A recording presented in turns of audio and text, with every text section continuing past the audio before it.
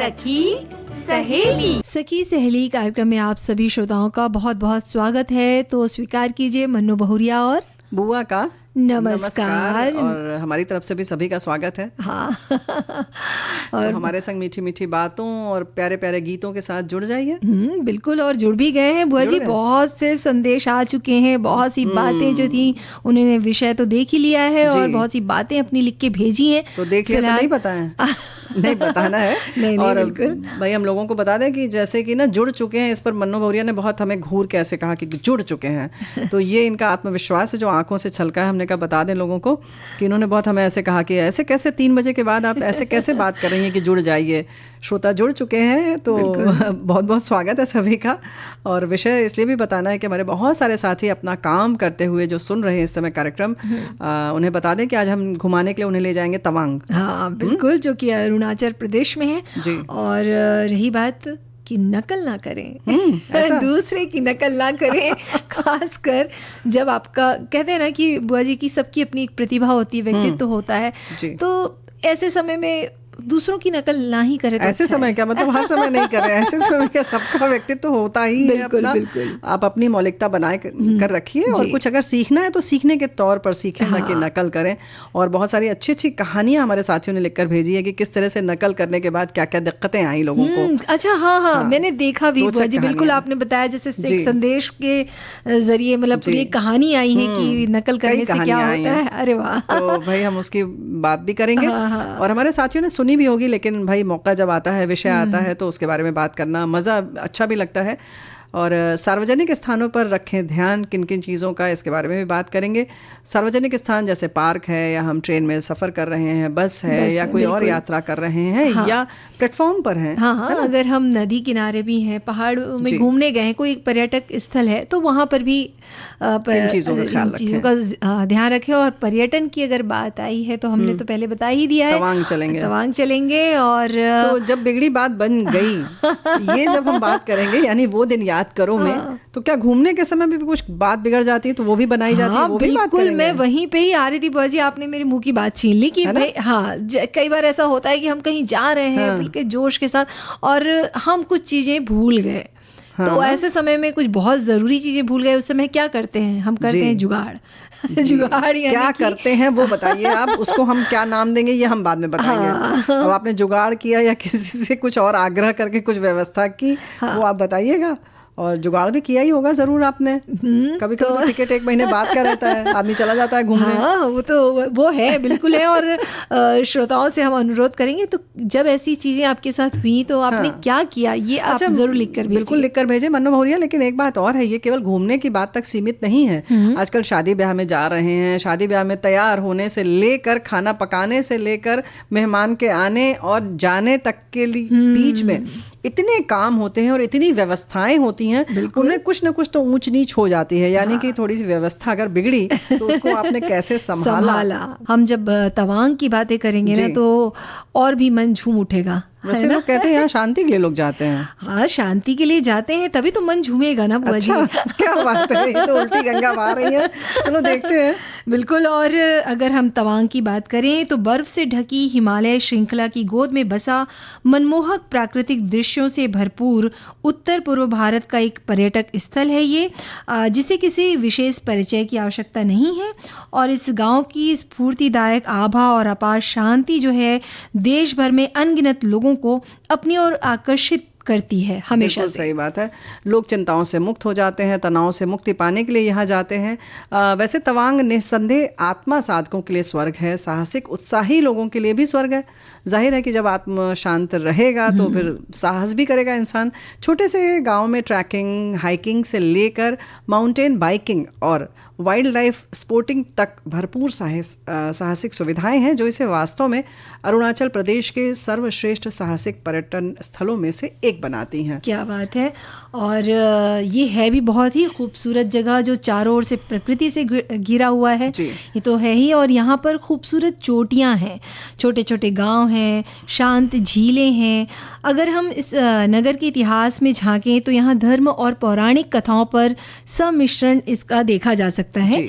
और 17वीं शताब्दी में मिराक लामा ने तवांग का नामकरण किया था। तिब्बत, भूटान और म्यांमार की सीमाओं को छूता हुआ अरुणाचल प्रदेश जो है, जहाँ पर ये है स्थित तवांग, यहाँ पर मोनपा जाति के आदिवासी रहते हैं और ये पत्थर और बांस से बने घरों में रहते हैं।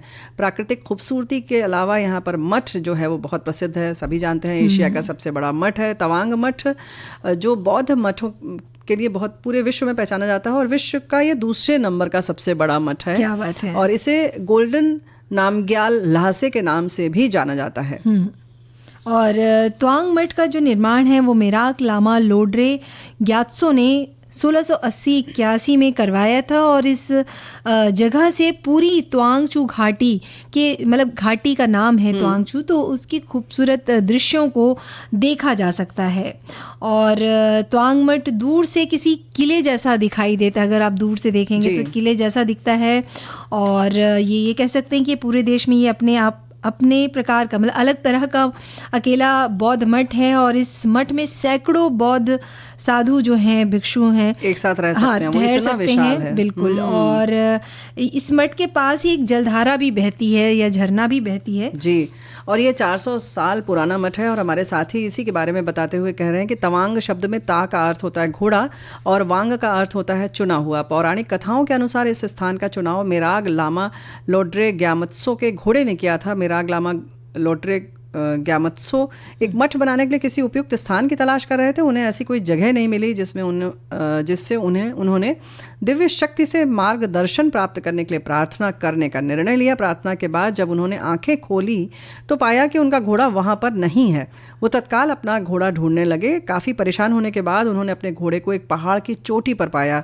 इसी चोटी पर मठ का निर्माण किया गया और फिर इसी तरह से नामकरण किया गया। क्या बात है। तो इसके पीछे भी एक कहानी है। और ऐसे ही बुआ जी, तवांग मठ का जो प्रवेश द्वार है ना, वो दक्षिण में है। प्रवेश द्वार का नाम है काकालिंग। और काकालिंग देखने में झोपड़ी जैसा लगता है। इनके दीवारों पर चित्रकारी की गई है, बहुत ही सुंदर। अगर इनकी दीवारें देखें तो बहुत सुंदर लगती हैं। और इस मठ का मुख्य आकर्षण है 28 फीट ऊंची भगवान बुद्ध की प्रतिमा। ये हमारे साथियों ने भी बात साझा की है। और इस मठ में एक और इसकी खूबसूरती है कि इसके पास एक जलधारा बहती है और जलधारा बहुत खूबसूरत है और पूरे मठ के लिए यहीं से जल की आपूर्ति भी की जाती है। तवांग नगर में मोनपा जनजाति का उनका प्रमुख त्यौहार जो है कृषि और धर्म से जुड़ा हुआ है। वैसे तो साल में कई त्यौहार मनाए जाते हैं, लेकिन उनमें से प्रमुख है लोसर। ये नए साल का त्यौहार है जिसे फरवरी के अंत में और मार्च की शुरुआत में मनाया जाता है। और दूसरा प्रमुख त्यौहार है तोरग्या। बिल्कुल। और इस त्यौहार को लूनार कैलेंडर के अनुसार अगर हम देखें तो 11वें महीने की 28वीं तारीख को मनाया जाता है और अंग्रेज़ी कैलेंडर के अनुसार ये जनवरी में पड़ता है, ऐसा माना जाता है। और ऐसा माना जाता है कि इस त्यौहार से दुष्ट आत्माओं को खदेड़ने के लिए मनाया जाता है, जो कि साथ ही साथ फसलों को तो बीमारियों से बचाते ही हैं और उन्हें भी स्वस्थ रखते हैं, ऐसा मान्यता है। उनकी सुरक्षा के लिए त्यौहार मनाते हैं। जाहिर है कृषि प्रधान स्थान है तो इन सब चीज़ों का ख्याल रखेंगे ही। और तवांग की मोनपा जनजाति कला के क्षेत्र में बहुत समृद्ध है, बहुत रुचि रखती है, जानकारी बहुत है। यहाँ के लोगों ने थनका पेंटिंग और हाथ से पेपर के जरिए काफ़ी नाम कमाया है। और ये कह सकते हैं कि इन्हें महारत हासिल है। और इनकी कलाओं की लकड़ी का जो मुखौटा होता है वो बहुत ख़ास होता है और इसका इस्तेमाल जो है वो तोरग्या त्यौहार के दौरान किया जाता है। तवांग मठ में होने वाले नृत्य के दौरान भी करते हैं। और साथ ही एक ऐसा लकड़ी का ढक्कन होता है जिसमें कलात्मक रूप से डिज़ाइन किया जाता है और ये स्पेशली बुआ जी खाने का बर्तन होता है। इसका नाम है दोलोम। तो इस तरह की चीज़ें भी वो बनाते हैं। और शेंग क्लेम करके होता है, एक लकड़ी का चम्मच होता है और ये सारी चीज़ें वो खुद बनाते हैं और ये कहना चाहिए उनकी विशेषता है। देखो, सीमित संसाधन जब होते हैं तो ये स्वयं सब चीज़ें जो आसपास चीज़ें मिलती हैं उनमें ही अपनी रचनात्मकता दिखाते हैं और उसको खूबसूरत ढंग से तैयार करते हैं। बिल्कुल। नूरा नांग जलप्रपात देखने वाले मतलब देखा जा सकता है वहाँ पर। देश के बहुत अच्छे झरनों में से एक है ये और 100 मीटर की ऊंचाई से ये गिरता है। ये नूरनांग नदी का एक अहम हिस्सा है जो कि सेला दर्रे से निकलता है। यहाँ घूमने के लिए तवांग वॉर मेमोरियल भी है। ये युद्ध स्मारक है नाम से ही पता चल रहा है, और जिसकी संरचना जो है 40 फीट ऊंची है और 1962 में हुए चीन भारत युद्ध के शहीदों को समर्पित है। यहाँ 2420 शहीदों के नाम अंकित हैं, वहाँ देखे जा सकते हैं जो शहीद हुए थे। और सेला दर्रा को अरुणाचल प्रदेश के लोगों की जीवन रेखा भी मतलब कहा जाता है। देखो यहाँ पर जो है ना बर्फ से ढका रहता है ये स्थान अधिकतर। और हम बात कर रहे थे युद्ध स्मारक की, तो इसमें एक जसवंतगढ़ युद्ध स्मारक भी प्रसिद्ध है। भारतीय सेना के बहादुर सिपाही जसवंत सिंह को श्रद्धांजलि देने के लिए आप यहाँ जा सकते हैं और जाना भी चाहिए। और हम ये बात कर रहे थे कि जो सेला दर्रा की, ये स्थान जो है बर्फ से ढका रहता है, लेकिन यहाँ से बहुत खूबसूरत दृश्य देखा जा सकता है। सेला दर्रा और सेल झील में से अरुणाचल प्रदेश द्वार के रूप में ही जाना जाता है। तो बहुत खूबसूरत ये घाटी है। और अब बात करते हैं गोरीचेन पार्क। ये जो है गोरीचेन पीक जो है, यानी सबसे ऊंची जो पीक है, यानी कि शिखर जो है गोरीचेन पीक अरुणाचल राज्य की सबसे ऊंची चोटी है। तवांग और पश्चिम कामेंग जिले के बीच में स्थित है। यहाँ ट्रैकिंग की जाती है। गोरीचेन पीक और तवांग की दूरी लगभग 57 किलोमीटर है। तो भाई हम लोग घूम रहे थे तवांग, है ना। तो उच्चतम शिखर को सा नगाफू के नाम से जाना जाता है और समुद्र तल से इसकी ऊंचाई जो है 22,500 फीट है। और साथ ही खूबसूरत और आकर्षित करने वाला झील भी है, जिसे हम पीटी त्सो झील, जो शहर से लगभग 25 किलोमीटर की दूरी पर है। और बहुत ही मतलब लुभावना ये खूबसूरत वातावरण, या कहना चाहिए मंत्रमुग्ध करने वाला जो वातावरण यहाँ पर दिखाई देता है। क्या बात है। और झीलें हों तो सुंदर तो लगता ही है। यहाँ पर एक संगतेसर झील भी है, कहा जाता है। अच्छा, इसका नाम पता है क्या है? हालांकि पहले ये बता दें कि 12,000 फीट की ऊंचाई पर है। हिमालय के बीचों बीच में ये झील शानदार दृश्य प्रस्तुत करती है, लेकिन इसे माधुरी झील भी कहते हैं। क्या बात क्योंकि कोयला फिल्म की यहाँ पे शूटिंग हुई थी, तब से ये माधुरी झील हो गई। जबकि नाम से तो भाई संगतेसर ही झील है। अच्छा। और जाने की बात अगर करें तो हम लोग तेजपुर हवाई अड्डे से जा सकते हैं। रेलवे स्टेशन भी तेजपुर ही है, वहाँ से भी 100-150 किलोमीटर की दूरी पर है। फिर आप बस से जाएं, चाहे तो टैक्सी करके जाएं, घूमिए और खूब मज़े लीजिए। जाने के लिए यहाँ पर बर्फबारी बहुत होती है। बर्फबारी का मजा लेना है तो जाहिर है कि फिर अक्टूबर, नवंबर, दिसंबर, जनवरी, फरवरी, मार्च में जाए। बिल्कुल, क्योंकि 1 जनवरी अगर दिसंबर जनवरी की बात करें तो यहाँ तो एक बहुत माइनस में चली जाती है। तो अगर आप आनंद लेना चाहते हैं तो ऐसे समय जाएं कि आप वहाँ पर आनंद ले सकें। कैसे समय? अभी ऐसे समय बता रही हूँ। अप्रैल मई के समय जाएं। जी हाँ, मतलब दोनों का अपना मजा है। अगर आप बर्फबारी नहीं देखना चाहते हैं, वैसे घूमना चाहते हैं, ट्रैकिंग वगैरह करना चाहते हैं, तो ऐसा कहा जाता है कि मार्च से लेकर सितंबर या अक्टूबर तक के महीने में आप मजे ले सकते हैं। तो और फिलहाल हम लोग कहने वाले हैं कि नकल न करें। कभी कभी करना पड़ जाता है ना मन्नू मौर्य, ऐसा थोड़ी है तुम लोग कह देते हो ना करें। भाई एक नकल एक ही चीज की अच्छी लगती है, वो मिमिक्री आर्टिस्ट होते हैं ना, जो आवाज निकालते हैं तरह तरह की, वो सुनकर बड़ा मजा आता है। लेकिन बात जब ऐसी हो कि जहाँ पर अपने व्यक्तित्व को निखारने के लिए नकल की जाए, या मतलब किसी भी चीज में, किसी कला में या किसी भी चीज में, तो वो ठीक नहीं है।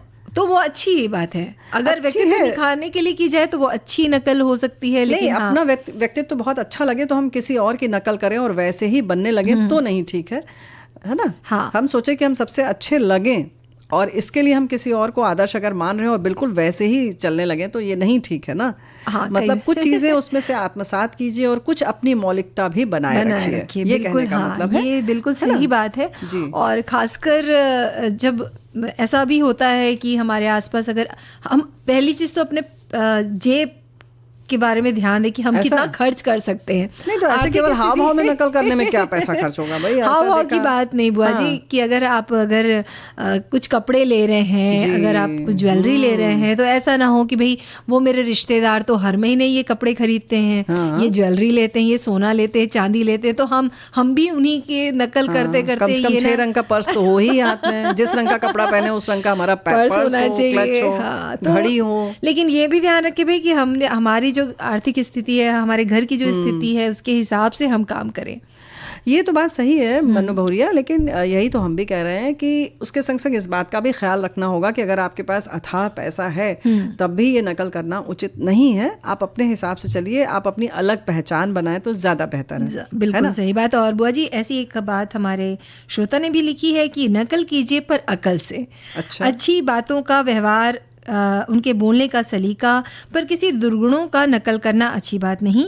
बहुत बार किसी को फैशनेबल मॉडर्न देखते हुए खुद अपने आप को भी मॉडर्न दिखाने के चक्कर में हम सहूलियत ना देखते हुए उटपुटांग कपड़े, जूते, मेकअप या बोलचाल का लहजा बदल लेते हैं, पर समाज परिवार में हंसी के पात्र बनते हैं। ये बात बिल्कुल सही है। तो इस बात का ख्याल रखिए, दूसरे की नकल ना करें। बालक दरअसल अपने प्रिय की नकल ही करता है, ऐसा करते हुए ही वो सीखता भी है। फिर हम लोग भी सिखाने के क्रम में अक्षर का उच्चारण करते हैं, फिर वो उसकी नकल करते हुए बोलना सीखता है। इसलिए नकल की भी जीवन में आवश्यकता है, लेकिन असल और नकल की पहचान की आवश्यकता है इस जीवन में ही है, क्योंकि दोनों ही सापेक्ष परक शब्द हैं।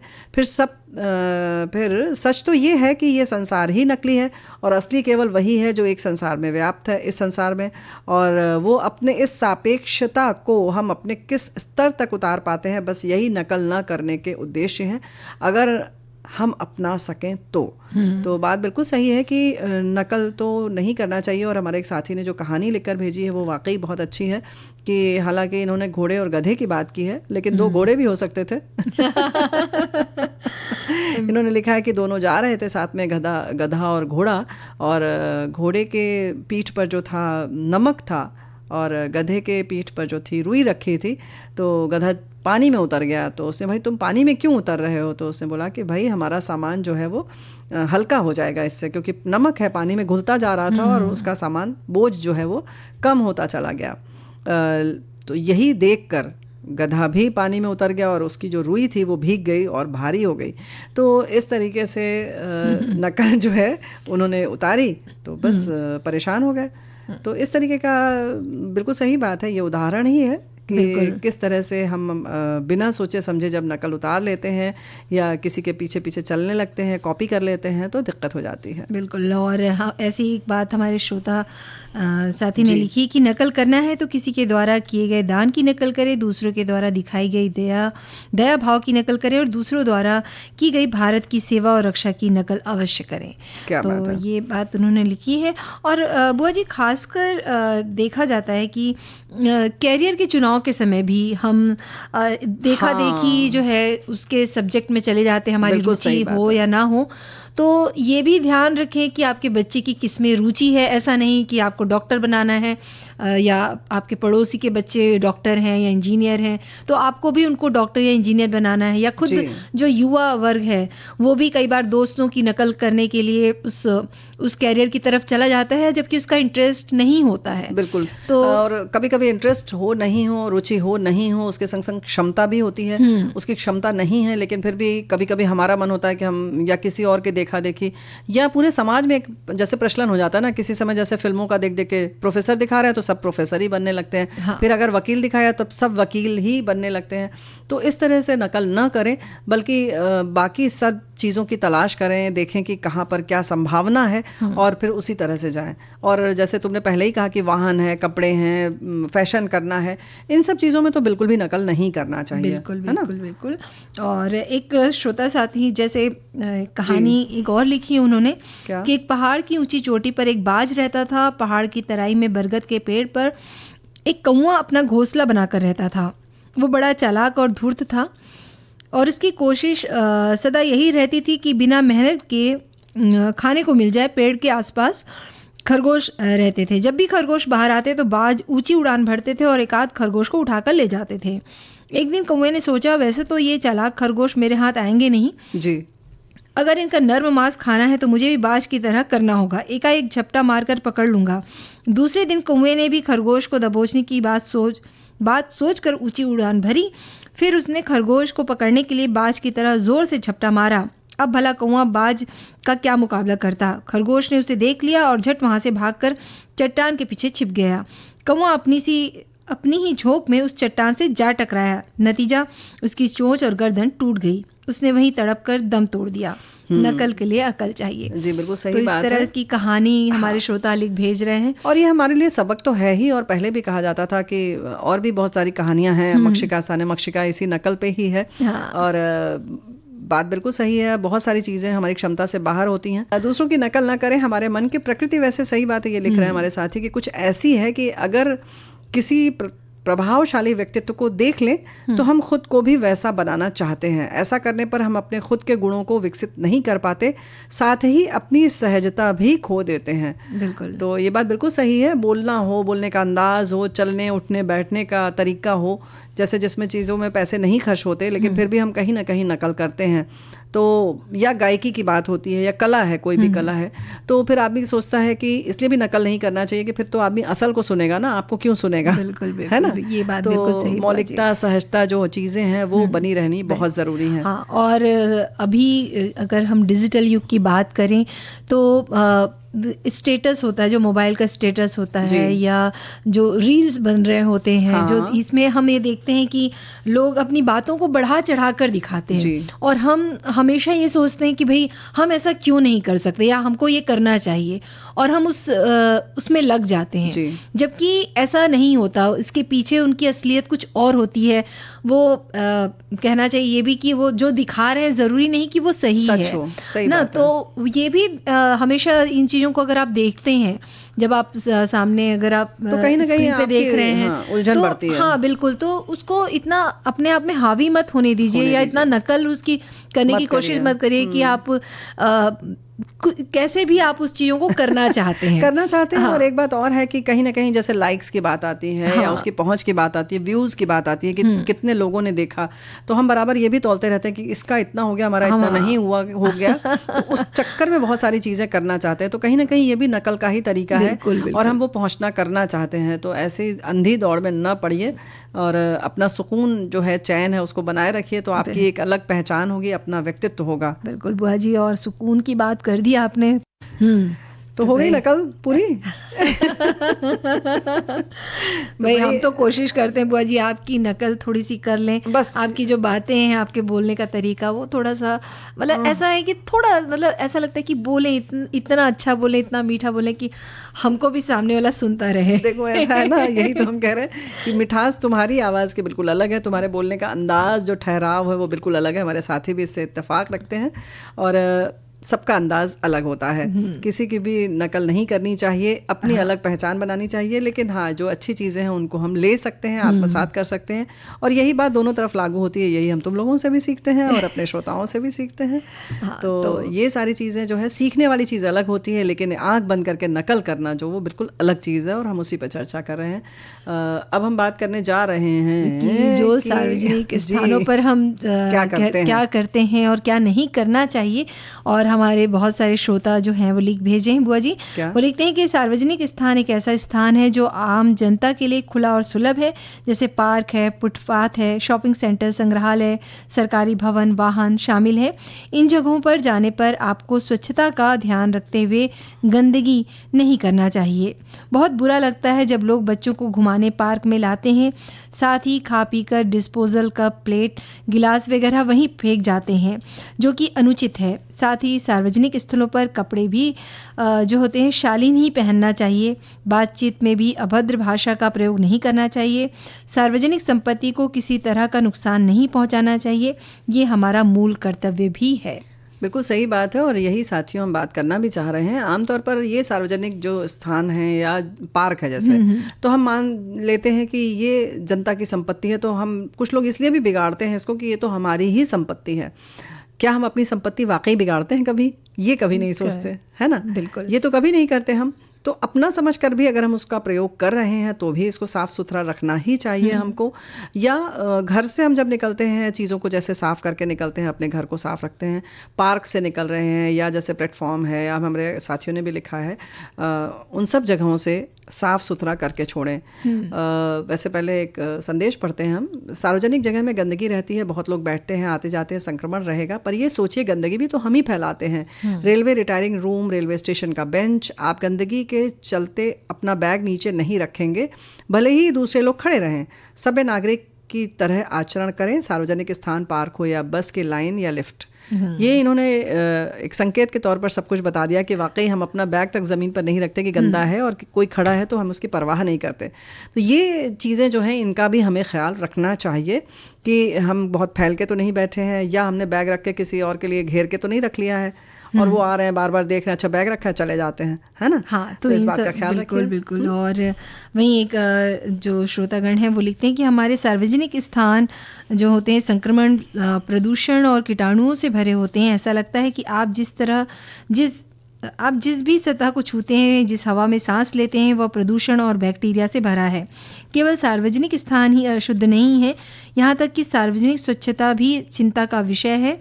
और सार्वजनिक स्थानों को साफ सुथरा रखने में सहयोग देकर, शालीन आचरण का प्रदर्शन कर आप एक सभ्य समाज बनाने में मददगार हो सकते हैं। क्या बात है। तो पूरा जो एक समाज है वो हम ही से बनता है, तो इस बात का अगर हम ख्याल रखेंगे तो ध्यान रहेगा भी और रखना भी चाहिए। इसी संदर्भ में एक बात और कहना चाह रहे हैं कि होटल जैसे है, धर्मशाला में है या मठ की बात करें तो हम मान के चलते हैं ये सार्वजनिक स्थान नहीं है। अगर आपने कोई कमरा बुक किया है तो हम तो वहाँ के लिए भी कहेंगे कि अगर आप वहाँ जा रहे हैं, निकल रहे हैं, तो भी ऐसा नहीं कि आपने नाली में बाल बहा दिया, चौक हो जाए कोई बात नहीं, हमें क्या करना है ना। बिजली और पंखे वगैरह सब ऑन है, कोई बात नहीं, हम पैसे दिए हमने। हाँ। तो इन सब जगहों पर भी हमें ख्याल रखना चाहिए कि बिल्कुल अपने घर की तरह उसको रखें ठीक से। हाँ। बिजली की बचत करें। और खासकर ट्रेन, बस वगैरह में भी जब आप सफ़र कर रहे हैं, ट्रेन की बात करें तो पंखे अगर चल रहे हैं, अगर आप वहाँ नहीं हैं तो वो बंद कर दें। अगर आपको लग रहा है कि आपने नहीं चालू किया लेकिन आपको लग रहा है कि वहाँ कोई नहीं बैठा और पंखा चल रहा है, तो भी आप इन बातों का ध्यान रखिए, क्योंकि बिजली और पानी तो हमें अपने भविष्य के लिए बचाना ही है। हाँ। ऐसे ही पानी की भी बात है, कहीं आप पार्क के पास या कहीं सार्वजनिक जो नल होते हैं उनमें से अगर पानी बह रहा है, लीक हो रहा है, तो भी उसकी कोई व्यवस्था अगर आप कर सकते हैं, 10-20 रुपए आपके खर्च भी हो जाए तो कर दीजिए ना, उसमें क्या दिक्कत है। भले ही आप उसका प्रयोग नहीं करते हैं, लेकिन अगर कहीं से वो बह रहा है तो उसकी टोटी ठीक करवा दीजिए। ये सब व्यवस्था हम लोग कर सकते हैं। सार्वजनिक स्थानों पर बीड़ी, सिगरेट, तंबाकू आदि का सेवन न करें, मर्यादित वस्त्रों में रहें, मास्क का प्रयोग करें, किसी को अकारण घूरे नहीं, शंका निवारण हेतु निर्धारित स्थान का प्रयोग करें। यानी इन्होंने शौचालय आदि की बात की है, शंका निवारण की। कचरा न फैलाएं, ऊंची आवाज़ में वार्तालाप न करें, म्यूजिक ईयरफोन पर सुने, कुत्ते को साथ न ले जाएं। बहुत महत्वपूर्ण बात इन्होंने कही है ना। बहुत सही। अक्सर ऐसा होता है कि आप टहल रहे हैं और पार्क आदि में और कुत्ता या कोई भी पालतू जानवर है, तो ठीक है उनका पालतू है, उनसे बहुत दोस्ताना उसका रवैया है, लेकिन बाकी लोगों को उससे डर लगता है ना। तो देखकर घबराहट हो जाती है, तो फिर तो टहलना बेकार हो जाता है। हाँ, और जो ऐसे स्थान जहाँ पर खासकर पार्क में देखा गया है कि गंदगी भी कर देते हैं, तो इसका भी ध्यान रखें कि क्योंकि वो घूमने की जगह है, बच्चे खेलते हैं, तो इन सब बातों का ध्यान रखें। हम ऐसी जगहों पे, जैसे हम अपने घर को समझते हैं, घर के आसपास हम स्वच्छता रखते हैं, घर के अंदर स्वच्छता रखते हैं, तो ये भी सोचें कि ये जो जगह हैं आपकी सुविधा के लिए बनाई गई है, तो इसे भी स्वस्थ रखना हमारा जो है कर्तव्य है। बिल्कुल, लगभग यही सारी बातें हमारे साथियों ने लिखी है कि देशवासियों का कर्तव्य है उस जगह को गंदगी न फैलाएं। अस्पताल में हम ध्यान नहीं रखते, ऐसी सभी जगहों का ऐसी सभी जगहों का ध्यान रखें, देश के प्रति सभी जनों का कर्तव्य है। ऐसे ये भी लिख रहे हैं कि हम अपने घर आंगन का ध्यान रखते हैं, वैसे ही सार्वजनिक स्थान को हम स्वच्छ और खूबसूरत बना सकते हैं। एक बात है, एक अकेला कुछ नहीं कर सकता, सभी के प्रयास से ये संभव हो सकता है भाई। लेकिन यहाँ पर हम यही कहेंगे कि एक एक करके ही तो सब बनते हैं ना, तो एक एक करके प्रयास करेंगे तो ही सब बनेंगे। हम उसका मुंह देखेंगे, वो शुरू करे तो वो हमारा देखेगा कि तुम शुरू करो। बिल्कुल, तो भाई यहाँ पर छोड़ दें। बिल्कुल, शुरुआत हम खुद ही करें। और ये अगर हम देखेंगे तो हमारा देखा देखी हमारे बच्चे जो हैं, हमें तो देख रहे हैं ना, वो भी सीखेंगे। जी हाँ, आने वाली पीढ़ी के लिए भी है। और एक बात और है कि ये तो हो गई सारी बचत की बात, लेकिन आमतौर पर हम चीज़ें कहीं लिख देते हैं, है ना, दीवारों पर लिख देते हैं, सीट पर लिख देते हैं, चाहे वो बस की हो, ट्रेन की हो, लकड़ी की बेंचेस होती है, खुरद देते हैं। ये सारी चीज़ों का भी ख्याल रखें। वो च्युइंगम आदि चिपका देते हैं, तो इन सब चीज़ों का ख्याल रखिए। और भी बहुत सारी जो चीज़ें हैं उन सब का ख्याल रखिए। साफ सफाई का तो ध्यान रखना हमारी ड्यूटी है। बिल्कुल, वाकई छोटी छोटी सी बातें हैं जो ध्यान में रखेंगे तो बाकी जगहों को भी हम संभाल लेंगे। नहीं भाई, लेकिन ऐसा नहीं होता है, कभी कभी बात बिगड़ ही जाती है। अब जैसे सब कुछ ले गए, अब अचानक से जैसे कि पता लगा कि वहाँ आप गए और आपका कपड़ा टाइट हो गया, तो अब क्या करेंगे? ऐसा थोड़ी होता है। तो आप कितना भी ध्यान रखेंगे, अब उस समय पता लगा अचानक से मतलब आयरन के लिए कपड़ा दिया, वो दे के नहीं गया प्रेस करने वाला। कई बार मैचिंग की सामान, सामान हम भूल गए घर पे और पता चल रहा है कि क्या किया जाए, तो फिर क्या कुछ ना कुछ जुगाड़मेंट तो हो ही जाता है बुआ जी। जैसे क्या?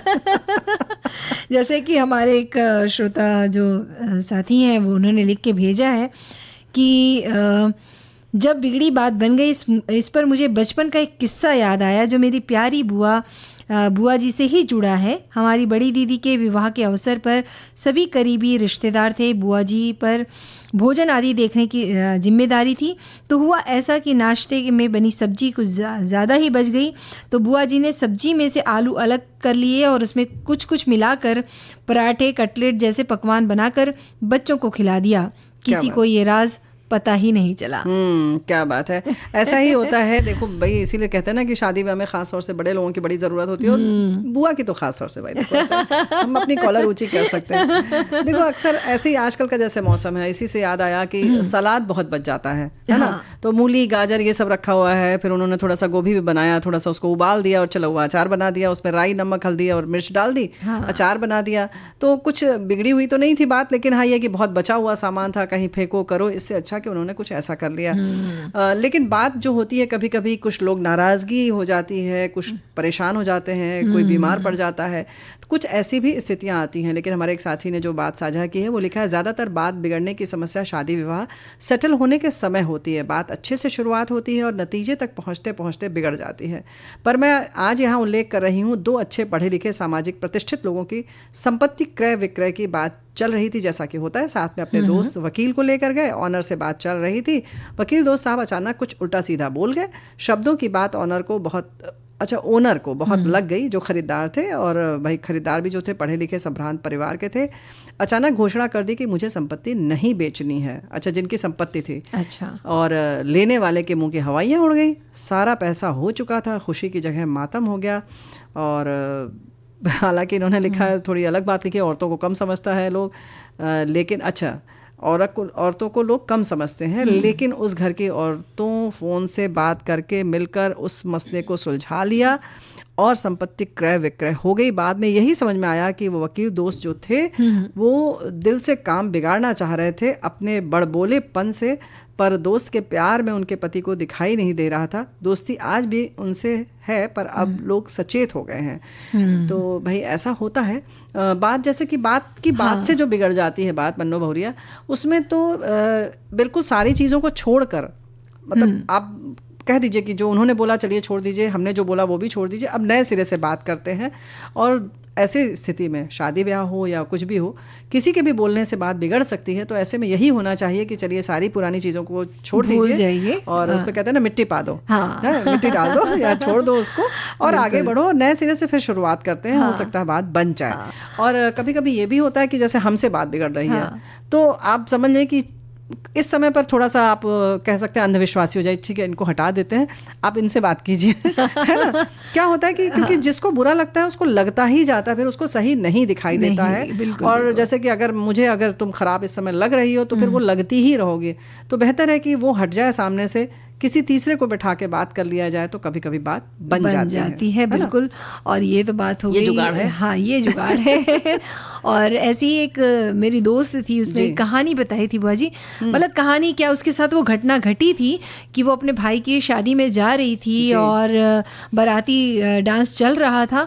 उस दौरान उसके जो सैंडल की जो एक हील थी वो टूट गई। क्या बात। तो वो टूट गई, तो अब क्या करे, क्योंकि वो लंगड़ा गए, क्योंकि एक पैर में हील थी और दूसरे में नहीं। तो उसने क्या किया कि वो कोने में गई और दूसरे हील को आसपास पत्थर उसने देखा और पत्थर से थोड़ा सा उसे मारा और तोड़ के फेंक दिया। अच्छा। अब दोनों जो सैंडल थी वो आ गई बराबर में। अब फिर उसके बाद उसने खूब डांस किया। क्या बात है।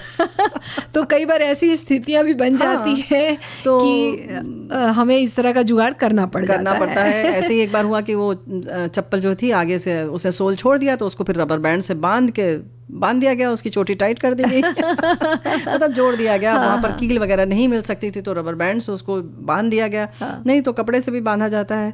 हमारे साथी ने लिखा है जब शादी में देने के लिए महंगा गिफ्ट खरीदा गया, वहाँ पहुँचने में पता चला कि गिफ्ट घर पे ही रह गया। तो ऐसा भी होता है। हाँ, तो फिर उन्होंने जाहिर है फिर कैश वैश दिया होगा, इतना ही हमारे साथी ने लिखा है। ऐसे ही एक बार हम लोग वडोदरा गए थे, गरबे का समय था, गरबा खेलने के लिए, नवरात्र का समय था, बहुत प्रसिद्ध है वडोदरा का गरबा।